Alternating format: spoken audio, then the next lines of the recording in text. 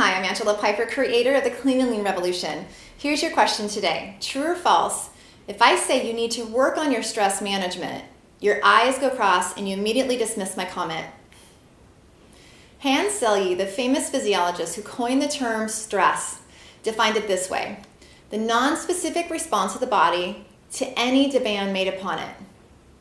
The prominent psychologist Richard Lazarus offered a similar definition: any event in which environmental demands, internal demands, or both tax or exceed the adaptive resources of an individual. I believe stress is one of the most important yet most often ignored factors driving the obesity epidemic.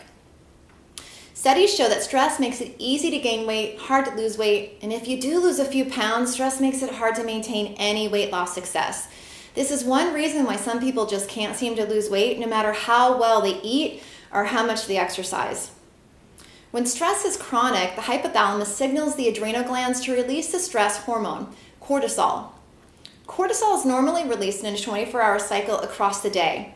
It rises in the morning to wake us up and then drops steadily across the day so you feel tired at bedtime and you can fall asleep.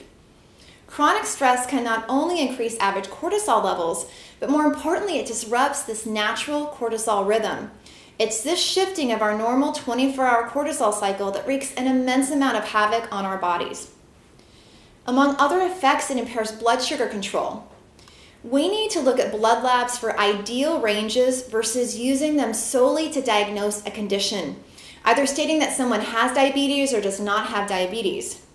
If your fasting blood glucose is above 85, you have impaired blood glucose tolerance and/or insulin resistance. The closer it is to 100, the worse off it is, and it's something that needs to be addressed.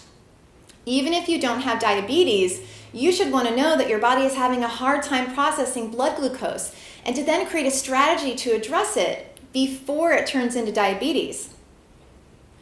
High cortisol makes your hunger insatiable and creates a perfect storm of sugar cravings. So if you've ever thought or said, "I'm addicted to sugar," you're in a chronic stress state.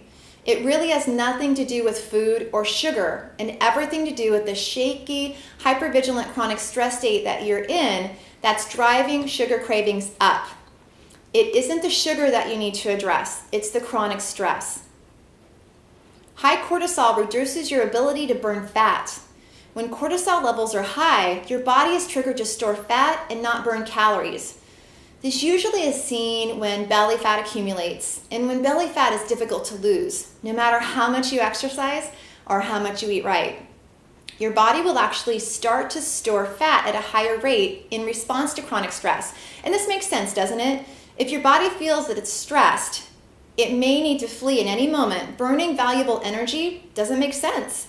It makes more sense to store this energy for later use. It suppresses your HPA axis. This is your hypothalamus pituitary adrenal axis. Chronic stress inhibits your ability to balance hormones, and conversely, it causes an imbalance in hormones, including cortisol, DHEA, testosterone and growth hormone decrease, and TSH, your thyroid stimulating hormone levels, go haywire. Each of these effects on chronic stress could alone influence your weight. But when you add these together, they're the perfect storm leading to obesity and diabetes. Chronic dieting is also seen as a chronic stress on the system.